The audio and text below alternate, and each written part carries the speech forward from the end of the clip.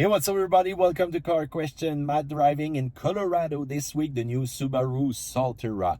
And I don't know if you're fans of electric vehicle, but they're in decline right now. I don't know what's happening, maybe because of the incentive.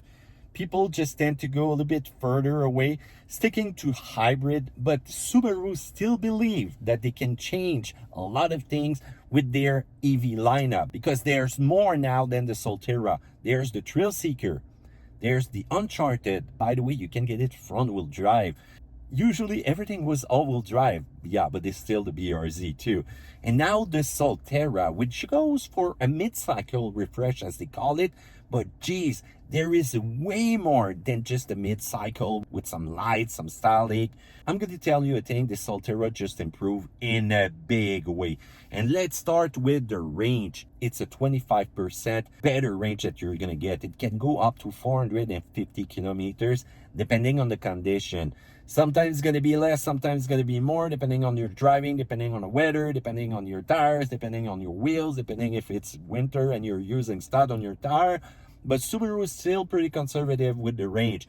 I must say I was pretty impressed with the drive today, the power consumption, rolling full AC all the time because we were kind of hot. It was a hot day out there. And guess what? There's still enough left once we get back to the hotel over here. 77 kilowatt hour battery, 104 cells. Back in the day, 72.8, so it's a nice improvement. They also told us that in low temperature, it's going to be improved while you're going to charge the car. And minus 10 degrees Celsius, you won't really feel the difference. Still, they are not really clear when it comes to testing those cars in cold weather. And let's be truthful, this is the cousin of the BZ4X of Toyota. So I think Toyota must do also some tests on their own. But still, we know that EV vehicles in the winter, well, they get affected by cold. So keep that in mind if you're going to buy one. So let's talk about charging. Charging was the main challenge for the Solterra back in the day, the BZ4X. Geez, those were slow charging at the fast station. Even if you would found one of those really fast charger, it was really limited by the capacity. Now, 150 kilowatt charging capacity, 10 to 80% charge in 30 minutes. Even if you get low temps, 30% improvement in those kind of conditions. And finally, you have a precondition button over here in the multimedia system that you can select, or the GPS can select, depending if you're going to get to a charging station close.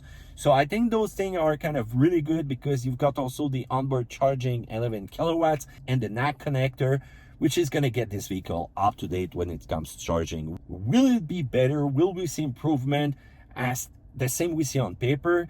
Tell me in the comments down there below. I want to know what your experience is going to be with the new Solterra.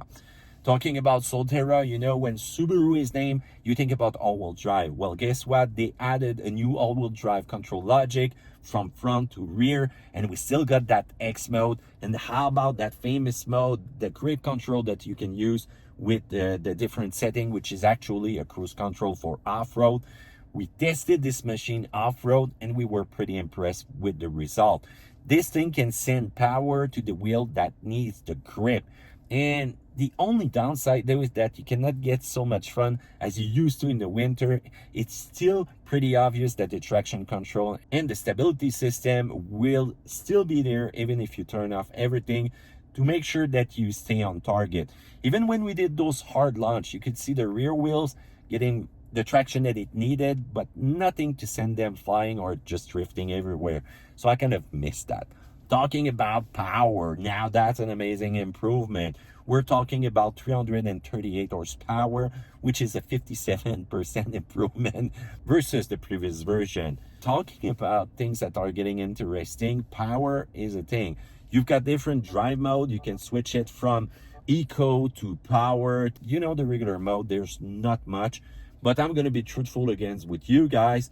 This is a much welcome improvement. You can pass everybody on the road. It's reactive. That's a big thumbs up to that. And talking also about all-wheel drive, 210 millimeters of ground clearance is more than enough to get you where you want to go, even if it's in nature.